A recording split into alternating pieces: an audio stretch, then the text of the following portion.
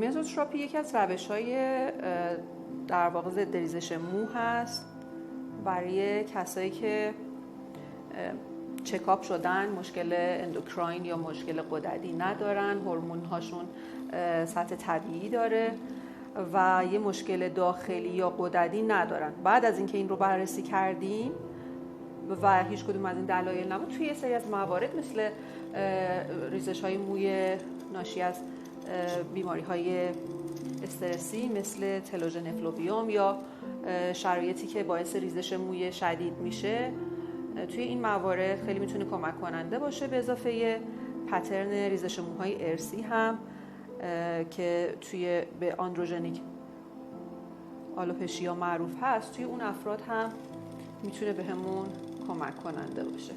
در صورتی که کیس درست انتخاب شده باشه و محصولات مزوتراپی خوبی استفاده بشه، میتونه اثربخشی خیلی خوبی داشته باشه برای مراجعه.